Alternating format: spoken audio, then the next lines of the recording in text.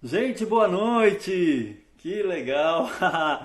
Hoje nós temos uma baita convidada. Eu falo uma baita convidada porque o negócio é grande mesmo. Já vou até começar falando do que ela fez. Primeiro é a professora Vilma Stigl de Tomaso. Ela publicou um livro imenso chamado O Cristo Pantocrator, que é esse daqui, pela editora Paulus, o Cristo Pantocrator dá origem às igrejas no Brasil, na obra de Cláudio Pastro. Na verdade, ela faz um passeio histórico. Deixa eu só pegar aqui umas imagens. Aqui tem uma das catacumbas de Fayum. Então, desde lá, ela faz um passeio histórico até os dias de hoje nas igrejas do Brasil, né? E isso tudo enfocando só o Cristo Pantocrator. Então não tem aqui, pelo menos aqui no Brasil, uma estudiosa ao nível da professora Vilma Stigl de Tomaso. Ela é uma doutora no assunto praticamente, né? Então, nada melhor do que chamar a própria professora Vilma para falar sobre o Pantocrator. São várias perguntas que eu elaborei, claro, né? Bom, pelo menos está falando do meu assunto, né? Enquanto ela é a teórica do assunto, eu faço a prática, né? E eu elaborei um monte de perguntas. Mas durante a conversa, se vocês também quiserem falar um pouco ou perguntar alguma coisa também sobre o assunto Pantocrator, desde a origem até os dias de hoje, falar deixa eu ver, de concílios, de formação da imagem do Pantocrator, seria uma ótima também já aproveitá-la e a gente também já tirar um monte de dúvidas, né? Ou sair com mais dúvidas e depois chamá-la também, né? Deixa eu ver então, eu acho que já chamo a professora. Eu não sei com que perfil ela tá, ela entrou aqui com a beleza da arte sacra. Professor, então eu vou te chamar também no perfil da beleza de arte sacra ou no perfil. Não, no seu perfil pessoal. Deixa eu ver aqui. Vilma. Não, ainda não entrou. Professor, eu vi que a senhora entrou no perfil da beleza da arte sacra, mas pode entrar pelo seu perfil pessoal também, tá? Por ele eu consigo te chamar. Aqui também dá pra chamar? Não sei se dá pra chamar aqui. Tá. Mas enfim. Deixa eu mostrar mais um pouquinho desse trabalho aqui de anos. Esse é o livro dela. Pantocrator, o Cristo Pantocrator, editado pela editora Paulus. São só, deixa eu ver aqui o tanto de páginas aqui, só 295 até os créditos de imagem, né? Então são 295 páginas com ilustrações belíssimas, com textos muito profundos também, para ela trabalhar e trabalhar bem aí, para a gente desfrutar desse livro por bom tempo, sabe? Deixa eu ver aqui se eu chamo ela por aqui. Aqui. Deixa eu ver se eu chamo ela daqui. Eu vou tentar chamar ela por outro lugar, já que eu vi ela vendo. Tcharam, aguardando. Não, por aqui não é uma boa. Esperar a professora Vilma entrar.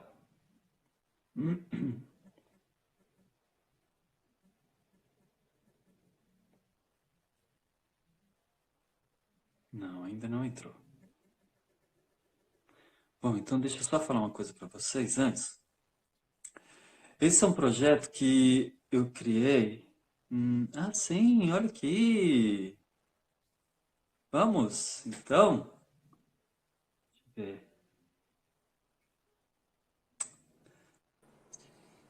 eu ver. Eu acho que eu chamei pelo lado errado. Dá licença, gente. Vocês viram o teto? É lá da casa dela, mas não era pelo teto, não. Professora Vilma, você tem que entrar pelo seu perfil pessoal. Você está pelo perfil da Beleza da Arte Sacra. Entra pelo perfil pessoal pelo celular, no caso, tá? Entra lá e aí eu te chamo, aí eu consigo te chamar.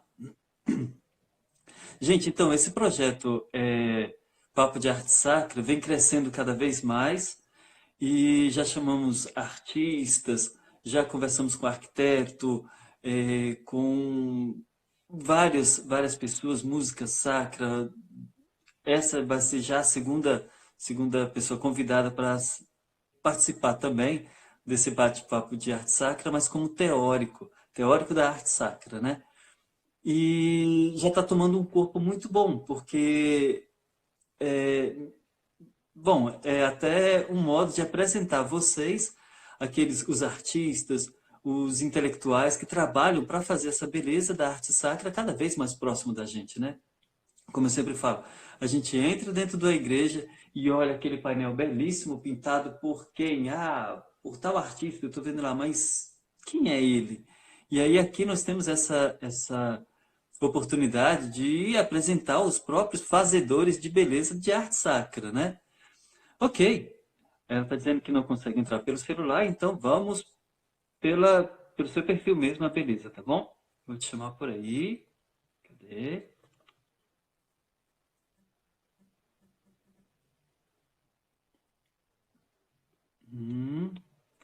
Vamos chamar. Está aguardando ela. Então é um modo de vocês conhecer artistas, arquitetos, que fazem esse trabalho bonito de... Ah, eu estou vendo o teto aí de novo, professor. Agora Ah, tá sim. fazendo... Ah, tá fazendo todo um drama para aparecer. Não estava conseguindo entrar. Olha o que aparece aqui. Você consegue ver? Ah, E sim, não eu. carrega. Ah, Achei que. entendi. Ai, que bom, graças a Deus. Professora, seja bem-vinda e muito obrigado por ter aceito esse convite de participar desse bate-papo. Na verdade, é para engrandecer mais ainda esse projeto, viu, professora? Muito obrigado. Eu que agradeço e peço desculpas, porque pelo celular não estava conseguindo e achei que por aqui não ia dar. Mas que bom que Ah, entrou. ótimo, maravilha. E eu estou vendo já uns ícones ali atrás. Isso dali chama a atenção de iconógrafo, professora, você nem Olha imagina. aqui, ó. O Dá para negócio brilha ampliar. de longe, ó. Que É. lindo. E tá escuro agora, né? É por isso que ele brilha, né? Porque o ouro tem essa capacidade É. de fazer esse reflexo. Lindo mesmo. Ah, é o que eu amo, Muito né? bem. Eu não queria te apresentar para fazer você mesma fazer esse favor para a gente. Eu sei que a senhora é doutora, professora, pesquisadora, escritora de vários livros. Fala um pouco, assim, se apresente para todo esse povo que está entrando aí. Eu sou a Vilma Tomaso, amante pesquisadora de arte sacra. Minha formação, a primeira formação foi letras, há muitos e muitos anos atrás. Fiz teologia, depois de muito tempo, quando meus filhos estavam adolescentes, que não precisavam mais de mim, fui fazer faculdade, fazer mestrado e doutorado. Fiz Ciências da Religião na PUC de São Paulo e me especializei em arte sacra. Se eu fosse fazer sua apresentação, eu ia ler só o seu currículo Lattes, não ia dar certo, sabe? Porque é Não, extenso aquilo é muito demais. chato. Essa É linguagem muito, acadêmica é muito chata. é muito extenso. É. E agora você já está lançando um livro maravilhoso também a nível de pesquisa, devoção e culto, quase isso também, chamado Maria Madalena. Fala um pouco dele, porque esse daqui eu já apresentei. O Cristo Ah, tá. Pantocrator eu já apresentei. Deixei ele aqui Agora, para você, porque dá para ver, ó. Dá para ver? maravilha, dada Todo? sim. Tá vendo esse mosaico? Sim. É do nosso padre Rupnik. Então, vou falar esse livro. Ele nasceu, na verdade, na minha pesquisa de mestrado, há muitos anos atrás, há mais de 20 anos atrás. Porque eu queria falar sobre arte e queria falar sobre sacra, né? Arte sacra. E escolhi uma santa para falar, que era uma santa que eu gosto muito, que é Maria Madalena. Pensei que ia fazer o mestrado numa pesquisa na iconografia de Maria Madalena, mas é enorme. Então, meu orientador, professor Eduardo Cruz, da PUC, falou, escolhe um artista e você vai fazer essa pesquisa.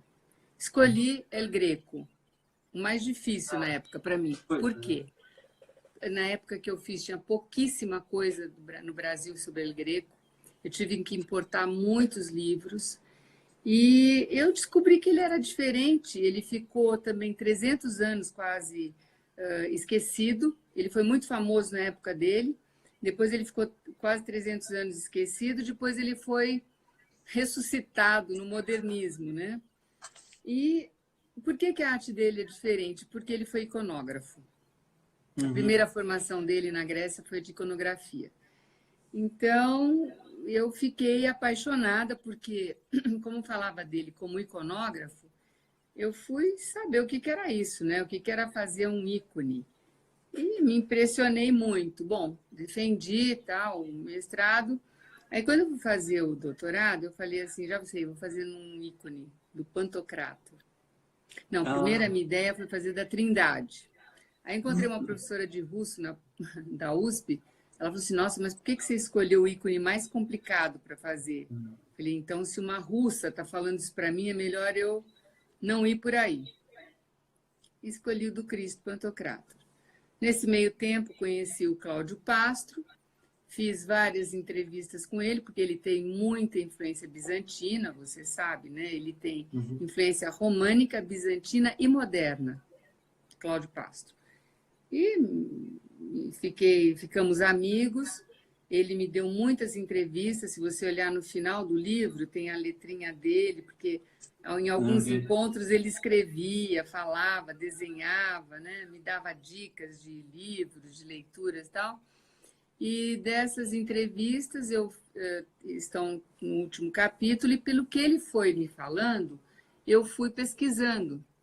Então, comecei lá nas catacumbas, se você vê o primeiro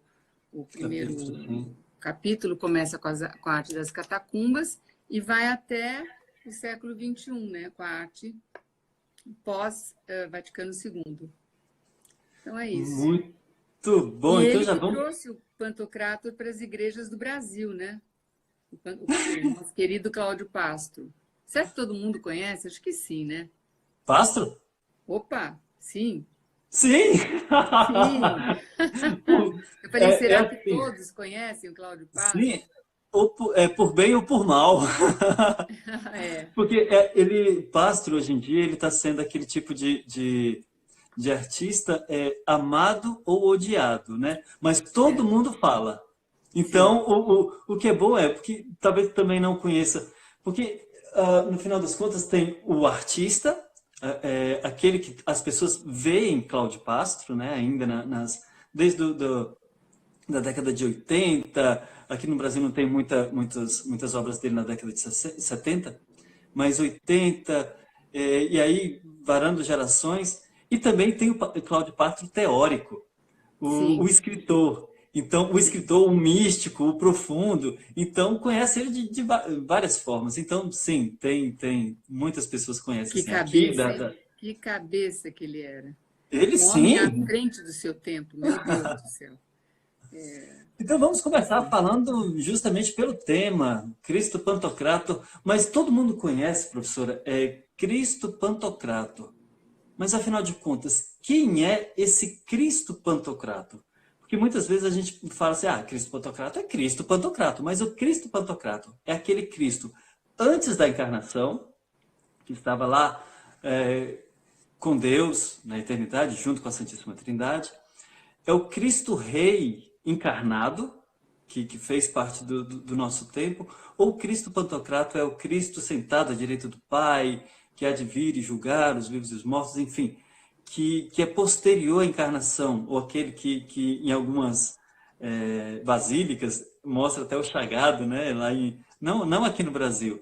Mas quem é o Cristo Pantocrator? Do juízo final, Chagado, você quer dizer? Sim. Chagado é do juízo final.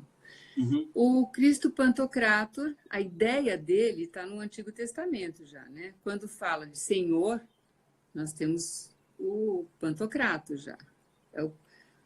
Para falar uma definição assim bem simples e clara, a imagem do Pantocrátor, a imagem, porque a ideia do Pantocrátor já está no Antigo Testamento, tá? Uhum. A, Daniel, livro de a, Daniel.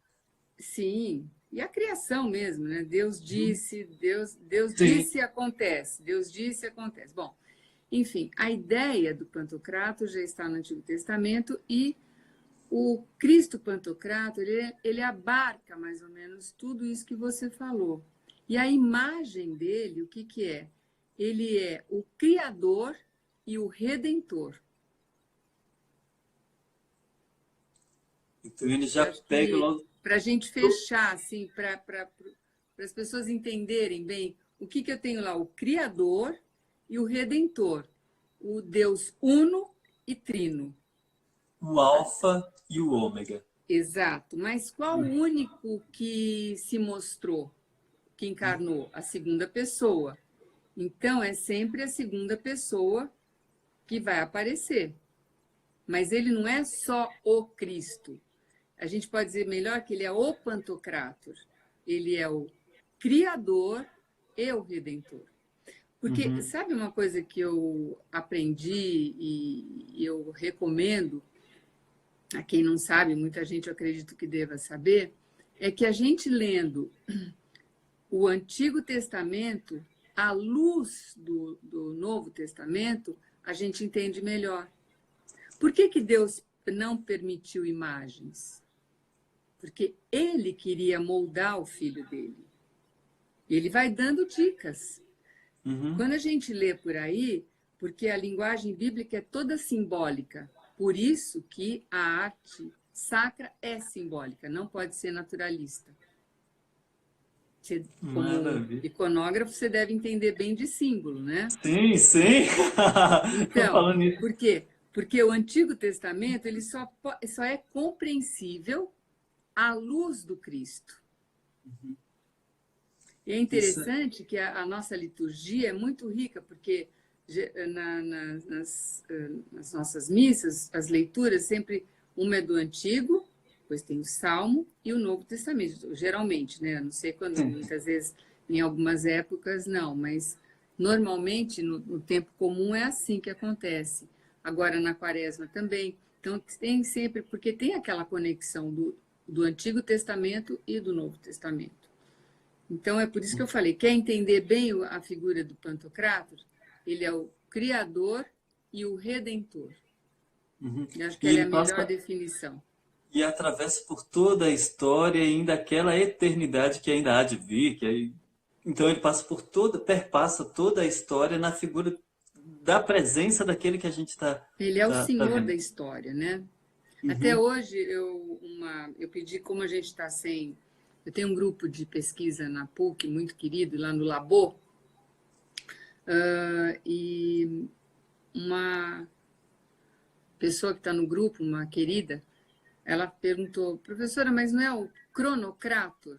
Eu vou ainda Ah, responder do para ela, não sei tempo? se ela está Uhum. entendendo. Porque ele está além disso.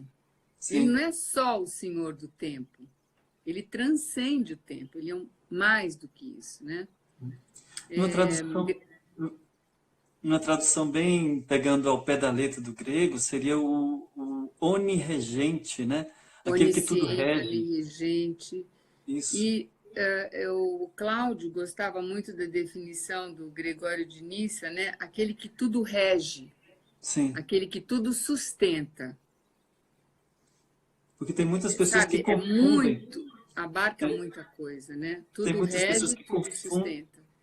eles confundem com o criador de todas as coisas. Mas ele não só cria, como você terminou de falar Cria agora. e redime, né? Criador e E redentor. sustenta, por isso que você falou, ele cria e É, sustenta até onde foi. Então ele é mais do que só um criador, né? Ele cria, muito mais. sustenta e É, redime. porque É, senão a gente exatamente. cai naquilo, no teísmo, né? Aquele Deus que É, cria e fica lá olhando o que, que vai de acontecer. boa, né? Não. Como diz, O né? nosso Deus sustenta, nosso Deus interfere na nossa vida, né? Exato. No Antigo Testamento é muito visível isso. A gente vê que Deus se metia na vida dos hebreus. Ele fala, pode fazer isso. A lei era dada por ele mesmo. Quem que falou que não podia fazer imagem? Ele. Não faça imagem, porque quem vai esculpir a imagem do meu filho sou eu. Não sou você. Quer dizer, não está isso escrito, logicamente, Exato, né? Para mas a a ideia gente deixar mais claro isso. Professor, Mas é muito bonito, né? e quais são essas características, dizer assim, né, principais para se reconhecer assim, uma imagem do Pantocrator? Bom, o tipo físico do Pantocrator foi o siríaco, né? Aquele tipo árabe. Assim, a gente vê que Uhum. ele é um homem, não sei se você tem algum aí para mostrar, Deixa eu pegar. que é o tipo. Então, eu posso pegar aqui do livro. Ver. É Eu acho o que tipo siríaco. se eu mostrar daqui e a senhora explicar daí, eu acho que Esse, fica por mais exemplo, fácil. olha, está na página 72. Eu já estava São na os, 71. dá para ver aqui, ó, Tá, 71. então faz assim, Esse. eu mostro de cá e você Ah, tá. apresenta e vai apresentando daí.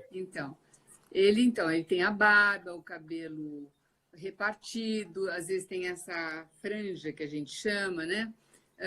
Tem o nimbo crucífero, né? Sempre. O único, a gente saber se é Cristo ou não, tem que ver a cruz na auréola, né? O nimbo crucífero. Com uma mão ele abençoa, essa é a bênção, né? A maneira Grega, e a grega. outra mão ele carrega a palavra. E a barba, os olhos sempre abertos e grandes, nariz afilado, como todo ícone, e a boca pequena. Isso é uma tradição de quase todos os ícones, né? E Sempre de ele busto. geralmente, né, no primeiro esse é o a gente chama de Cristo do primeiro milênio, né?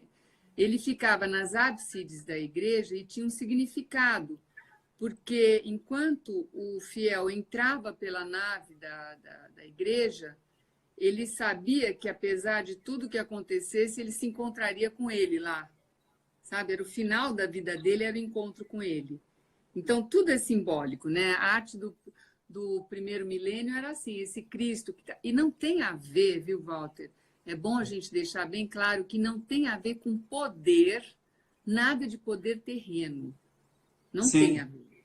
Não tem.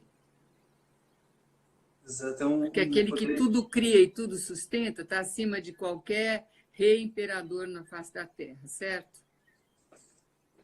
E a maioria dos pantocrator, pelo menos da igreja bizantina, eles são mostrados de busto, né?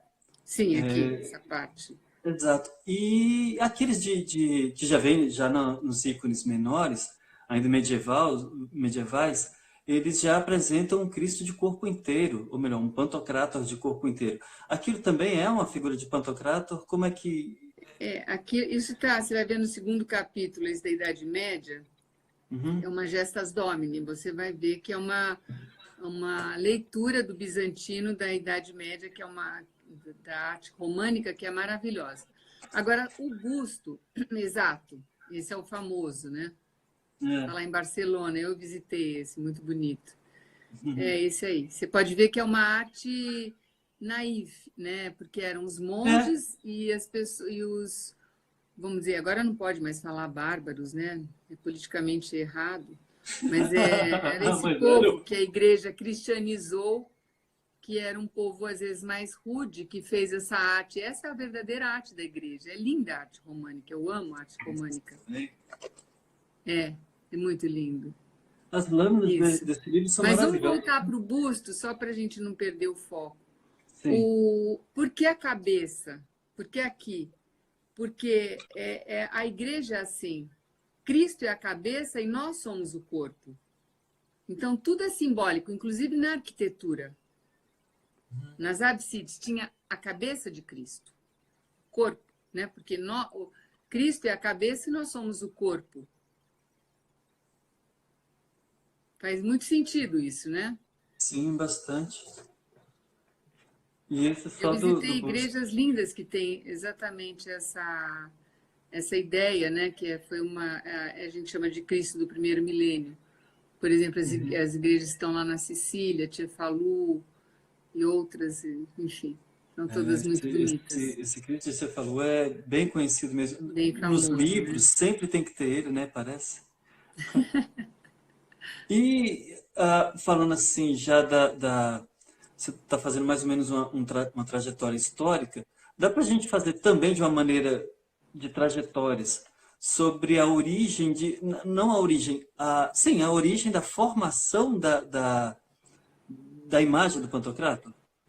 Assim, Porque, deixa eu só imaginar, ou então falar um pouco para a gente tomar de base, porque a gente sempre toma por base, como a formação da imagem da arte cristã, a base que a maioria dos livros tratam é as catacumbas de Santa Priscila, Domitila, enfim, as catacumbas.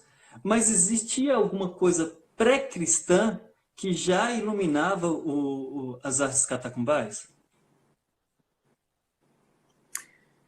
olha, é o seguinte, vamos entender a sua pergunta.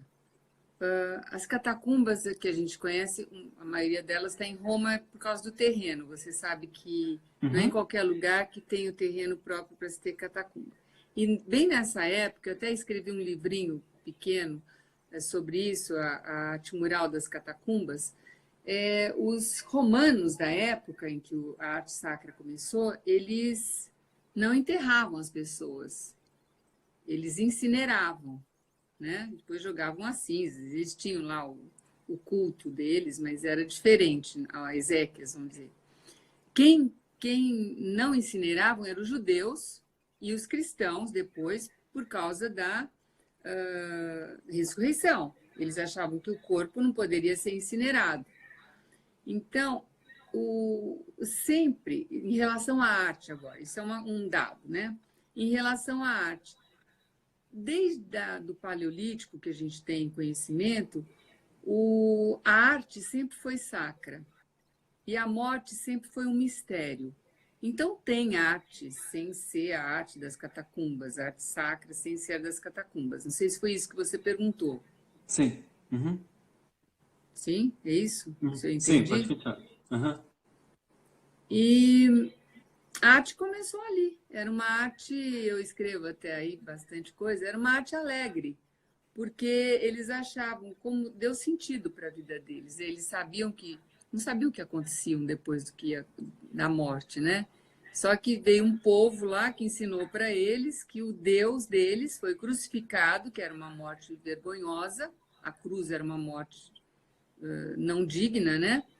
E apareceu depois e conviveu dias com eles. Eles colocaram a mão e conversaram e comeram com ele. Então, isso foi uma coisa assim que mexeu com todos eles, né? E depois, o que que eles faziam? Repartiam o pão, ali que começou a Santa Missa, né? E eles já entendiam que era o corpo de Cristo, que eles precisavam ter aquilo para se fortalecer espiritualmente, né? Então, eu sempre digo que os primeiros cristãos, eles entendiam muito pouco de teologia, mas eles viviam muito o cristianismo. É, Diferente da gente hoje que entende muito, sabe muitas coisas, né? Mas vive que vive pouca, pouco. né? Nós É, somos um povo, os cristãos parece que têm vergonha de se mostrar como cristãos. porque agora, só pegando essa deixa aí, eu acho que é porque é muito demorado, professor, partir daqui do racional, e além de ser demorado, como é uma descida do racional até o coração, porque a Demora. vivência é muito mais dolorosa, e como tem sempre essa kenosis, essa descida, ninguém quer se humilhar em descer e fazer isso. É melhor ser um intelectual e saber e conversar bem, falar bem e de vivência nada. Agora, isso já dá uma outra deixa também para a gente explicar um pouco como é que surge essa.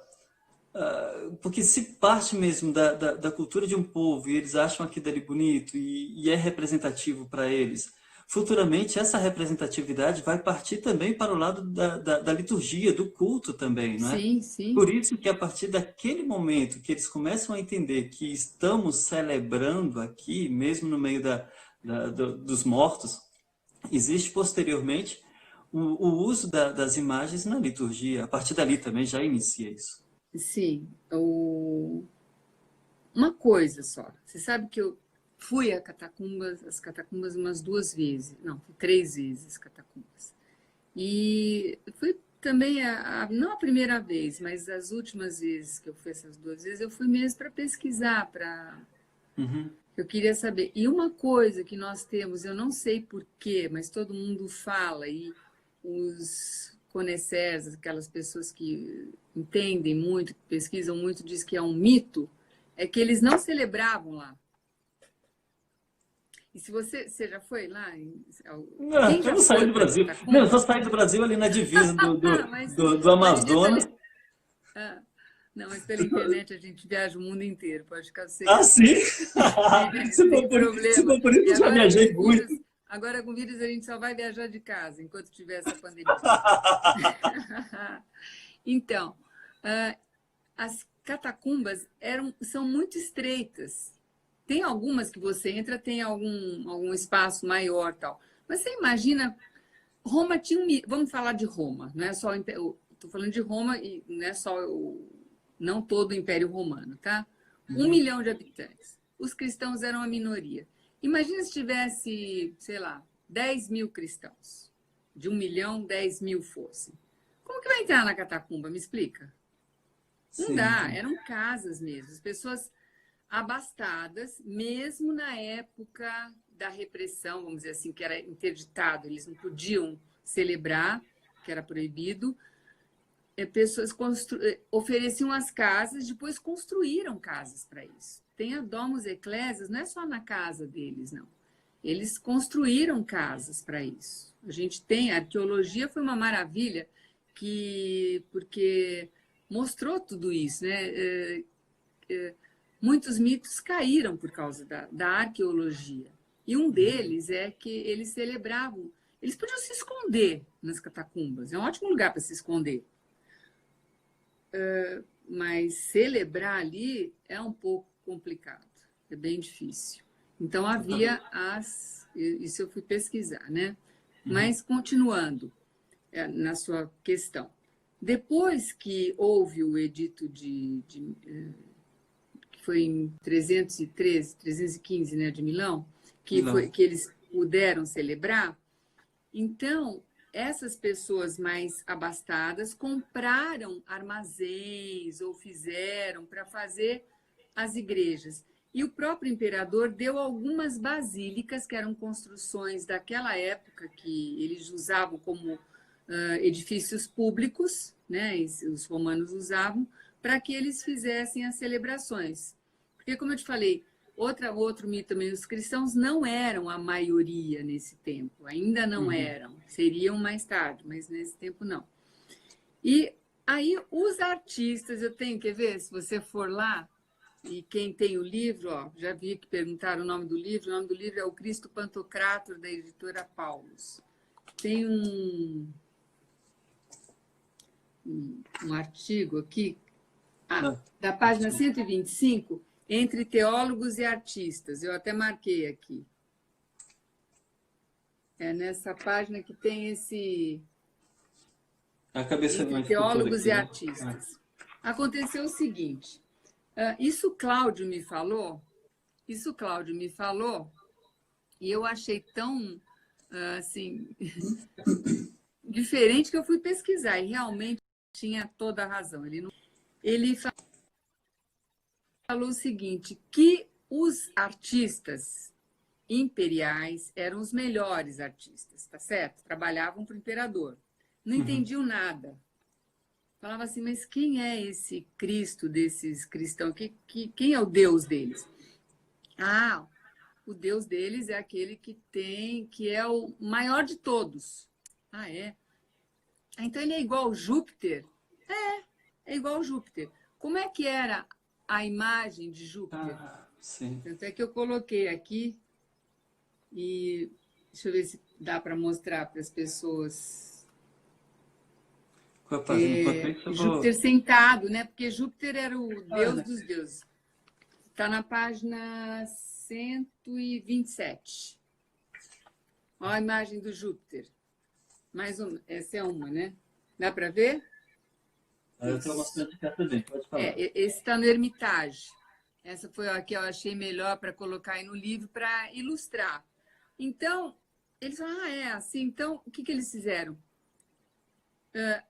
tiraram a cabeça do Júpiter e puseram a cabeça do Mandilhon de Edessa, ou da Verônica, a face de Verônica, como a gente diz aqui no Ocidente, né? Então foi assim que nasceu a ideia do Pantocrator. Não sei se Nada fica se claro cria, né? isso. Tudo se copia. Sim, o criador mesmo, do nada só Deus, só Ele, só Ele. E eu fui procurar isso que o Cláudio falou, não foi fácil achar, mas eu achei num pesquisador ótimo que chama François Bupsplug. É um livro enorme e deixa eu ver se eu mostro aqui. Será que dá para mostrar? Acho que é bobagem, né? Depois a gente escreve aí. Mas eu achei exatamente a ideia que o Cláudio falou, e eu perguntei para o Cláudio se ele conhecia esse autor, o Cláudio não conhecia, esse pesquisador francês, né? Ótimo, tem vários livros, é excelente. E, enfim, foi aí que começou essa ideia do Cristo Pantocrator sentado, mas da cabeça, porque Cristo está nas cartas de Paulo, né? Ele é a cabeça e nós somos o corpo. Então, a arte litúrgica ela é toda baseada na palavra. Por isso que o iconógrafo ele tem que ser um homem, uma mulher que busca a Deus e que entende também, né? Porque não dá para você entender arte sacra sem saber a palavra, né? Eu já ia fazer a mesma pergunta, mas agora vamos avançar um pouquinho mais, já que você fez esse resgate histórico de toda a formação da imagem do Pantocrator. Então, a gente conversar um pouco sobre a evolução. Agora, há pouco você também já estava começando a partir, mas depois deu uma retraída, porque não era o momento, eu acho, que era justamente falando da arte românica, que se baseia praticamente, na verdade, o Naif basicamente se baseia na arte românica. Como é que houve essa evolução, dizer, até os dias de hoje? Porque hoje é engraçado, quando a gente fala de Pantocrator, todo mundo já entende.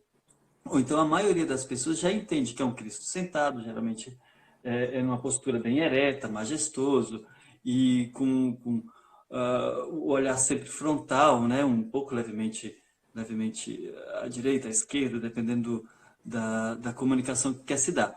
Mas a gente já está formado na mente essa imagem do Pantocrator hoje, graças, como você falou, a Cláudio Pastro, né? Mas como é que foi se dando isso até chegar essa ideia que nós temos hoje? Bom, a gente tem que pensar uma outra coisa também. Durante 1000 anos, o Cristo Pantocrator reinou sozinho, Soberanamente. soberanamente. Até que a igreja começou uma outra fase, que foi deixando o Cristo mais humano e menos divino. Porque a gente tem que falar aí do crucifixo, né? O crucifixo do primeiro milênio era o Cristo vivo, morto, aliás, crucificado e ressuscitado. É.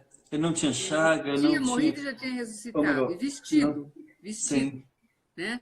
Então era o Cristo geralmente com roupa, né? Vestido com roupa. Ele era o Cristo rei ressuscitado. Exatamente. Na iconografia a gente chama esse Cristo do Rei da Glória. Ele não está Sim. escrito lá naquela plaquinha lá em cima, o INRI, que a gente sempre conhece, mas é o Rei da Glória. Então, depois começou a entrar um devocionismo na igreja, Mater Dolorosa, toda aquela coisa também, Uhum. talvez pelo sofrimento do povo, e o Cristo começou a ficar de olhos fechados, de cabeça caída. Eu falo isso aqui também, você vai ver. Até que a Europa, de repente, se prostrava diante de um Cristo morto, Sim. né? Totalmente morto. Em alguns lugares, até depende do que você está vendo, até com a pele já necrosada. Ele representado assim, que é uma heresia, né? Os tons mais Porque nunca aconteceu. esverdeados. Não aconteceu isso, a gente sabe que não. Então, quer dizer, ele precisou ser ressuscitado, eu brinco com isso, no Concílio Vaticano II, porque foi pós-Concílio Vaticano II que começou um resgate do Cristo vivo, vamos dizer assim, né? Das duas naturezas. Porque primeiro parece que achavam que era só divina, depois colocaram só humana, e agora parece que estamos resgatando o Cristo, Deus e homem. É uma história longa, né, Walter? Mas aqui Sim, no são livro todo mundo encontra tudo. mais de 200 páginas aqui de história até chegar ao que nós temos hoje. Mas foi um resumo bem interessante Não sei se está e ficando claro isso. tá sim, professores, não se preocupa, tá sim. E a live vai sempre ficar disponível. Isso quer dizer o quê? Que se a pessoa teve essa curiosidade, aqui é só um momento de fomento, sabe? Você está despertando o interesse nos outros. A live vai ficar salva. Então as pessoas podem assistir novamente, pode pesquisar, você está dando fontes, está ficando muito bom. Não se Que preocupa. bom, que bom. E E vocês agora, artistas estão fazendo, né? Tá bonito agora, porque as coisas estão acontecendo. professor, isso que eu acho interessante, porque é aquilo que eu falei para a senhora que eu ia dizer aqui para todo mundo, tem muitas pessoas assistindo, é que nós precisamos de pessoas igual a você. As pesquisadoras, os pesquisadores, aqueles que se doam, já que, como a senhora fala, né, a senhora não pinta, mas a senhora nos dá essa bagagem, nos dá essa bagagem intelectual e de pesquisa para a gente também poder embasar as nossas pinturas. Porque uma riqueza não só de história, quanto de ilustração, quanto de curiosidades que traz o seu livro, para nós é interessantíssimo demais. Até como fonte de pesquisa e também como fonte de até inspiração também, professor. Então, nós precisamos de vocês. E essa apresentação histórica, desde lá da origem até os dias de hoje, a gente entende muita coisa. Que era o Pantocrator que nós temos hoje, não partiu assim, Cláudio Castro veio com a bagagem também do Pantocrator. Não. Nós temos o quê? O Brasil tem pouco mais de 500 anos. A história da igreja tem muito mais que 2000 anos. E uma coisa, sabe, Walter? Cláudio Castro era um homem muito culto. Ele entendia muito de liturgia, muito. E muito de teologia também. Ele entendia da patrística, ele entendia dos santos padres. E era uma cultura mesmo. Foi para mim uma bênção muito grande o convívio que eu tive com ele, sabe? Devo muito a ele. Inclusive, nesse livro, eu sempre falo, eu gosto de falar, porque quando a gente... Gratidão é uma coisa que a gente tem que ter sempre, né? Quando eu fiz esse trabalho do Pantocrator, depois foi tanto, vamos dizer assim, sacrifício, foi tanta coisa, tanta pesquisa, tanta leitura, tantas noites em claro, isso, aquilo, que quando a gente acaba, coloca na prateleira e fala assim, agora eu quero férias, né? Pouco tempo depois ele me liga, Vilma, o que você vai fazer amanhã, ou depois de amanhã, era um dia assim. Eu falei, qualquer coisa que eu tivesse, ia falar nada, né? Falei, não, Cláudia, eu não vou fazer nada. Por quê?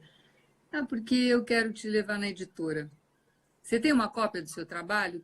Vou publicar. Vamos publicar seu trabalho. E foi assim.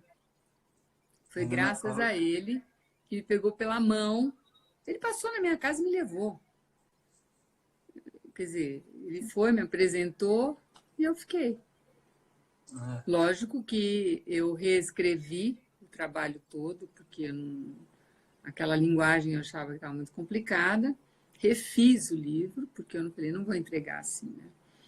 E é isso que você viu aí, deu esse trabalho. Professora, com tanta bagagem que a senhora tem, principalmente, a senhora devia fazer mais conteúdos online, viu? Principalmente lives, assim, ó. Veja se pega essa galera aí de arquitetura, arte sacra, que a senhora já chamou toda, e faça, porque a gente precisa demais do que tem aqui dentro. A senhora me fez um passeio aí rapidinho pelo seu escritório aí, me mostrou tanto de biblioteca, tudo bem, mas fora os livros, ainda tem a bagagem cultural de viagem, de conhecimento que a senhora tem. A senhora devia fazer isso mais, viu?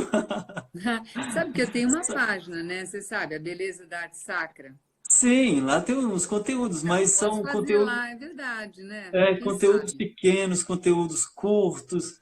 E é bom, fomenta, sabe? Fomenta. A gente fica com fome, dizer assim, literalmente. Mas quem É, é que vai dar esse alimento muito mais denso, né? Então, um livro desse daqui, a gente tem a publicação, mas falando pela autora é muito melhor. Agora, uma outra coisa que, assim, já para finalizar também a live, e aí eu deixo aberto até onde o Instagram deixar, né? Eu não sei quanto tempo tem. uhum. É, como a senhora falou, que a arte sacra ela é muito simbólica. Então, pelo fato de ser simbólico, ele traz uma mensagem, ele leva uma mensagem, ele contém uma mensagem. E que mensagem, agora eu falo não da arte, mas eu falo da senhora, com tanto tempo de estudo, que mensagem, a seu ver, o Pantocrator nos fala hoje, né? Principalmente para o ano moderno, o homem moderno, né?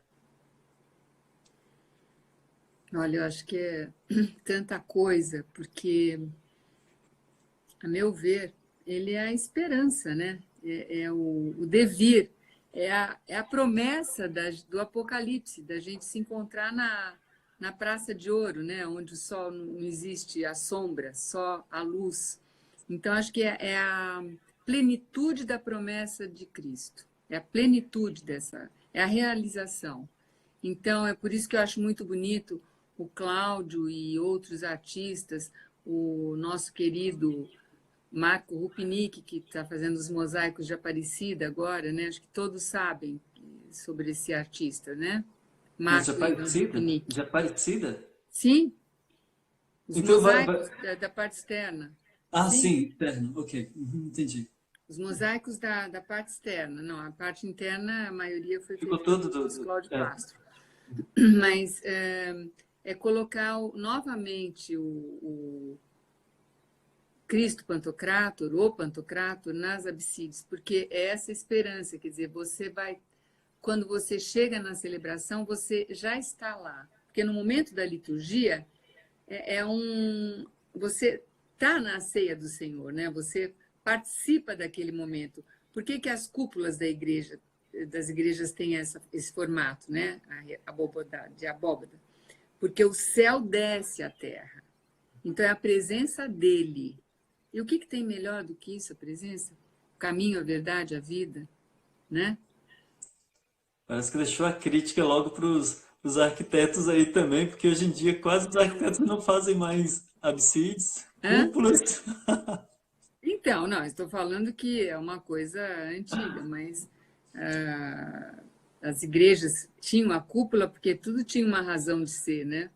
Sim, hoje ainda também tem, né? Mas muito bem, professor, eu agradeço demais, demais a sua participação. Espero poder contar com a senhora para outros detalhes. A gente pode falar um dia, talvez, só de um detalhe do Pantocrato. A senhora faz esse passeio histórico na mão que abençoa. Aí pronto, a gente passa uma hora inteira falando. Mas é isso, vamos sim. Quando você quiser, eu posso falar também do novo livro, né? Ah, sim, Maria Madalena Da está vendo aí Madalena.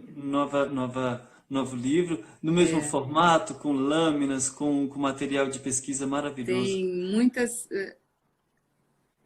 tem mais de 100 imagens no novo livro. É muito bonito. Graças a Deus ficou muito bonito. Os dois da Paulus Editora, né? Isso é Ah, importante falar. Paulus está produzindo maravilha. coisas muito bonitas. É, de fato. Então, boa Professor, noite a então, todos e agradeço. Não sei se eu fico, eu saio, você que sabe. Então, eu tchau, encerro tchau. aqui, aí acaba a transmissão. Então, até a próxima, professora. Tchau, tchau. Boa noite. Até a próxima. Muito obrigada. Boa noite a todos.